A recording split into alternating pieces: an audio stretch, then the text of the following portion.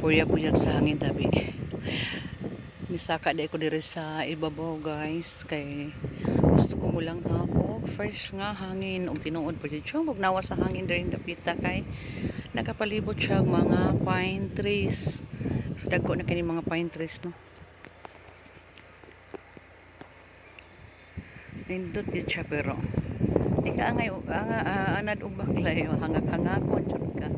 So napadayon sa paday na adres sa ibabaw. Kahuyan gini siya guys paingon dito sa ubos. Oh. Diba? Diba? Kasada na din sa ubos. Oh, diba? Nice kaayo ang nice kaayo.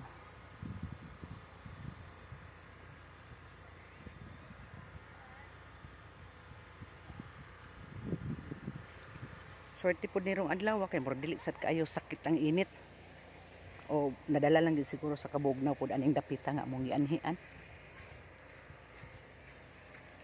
Na di ay misa Kaamulan ground.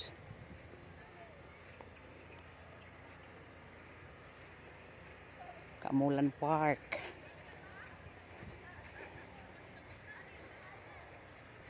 Bugnaw kay hangin ay bugnaw kay ang hangin dito, hangin sa babaw dapit. Naraday amo ang kuan guys, amo ang tent. Mura ni among tent. Ito bugnaw kay miking hangin buyag gyud.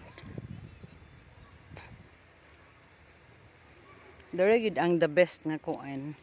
Kanang gusto ka mag-relax, magpahangin, kanang fresh air. Lami kay diri magdalag doyan, sus mahinanok kay imong katulog. Mas mahinanok diri kato nga bilar ni Elias gabi guys. Sus may lang ning isa ka wa jud ni na bilar guys. Wa jud ni siya kuan, wala gid ni siya na sakto jud kay ni iyang tulog. Kami ani alas 12 ra may nanguli no. 11:30 mo mama mo uli dong.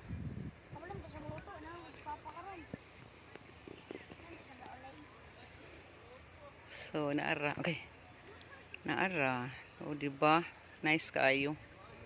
Maka-relax kay sa mind. Dito na nag-practice. Nag-practice dito dapita. Sa mga estudyante kadiri ganahan at na-practice sila. Dong sumpay binas kong kinabuhi dong, ay tanagub adong. Daghang pug tao dito nga side sa Pikas oh.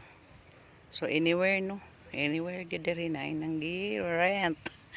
Na nga tulog. O ingana ba oh, ingana so lami as imong hinanok bugnaw kayo di na kinahanglag aircon.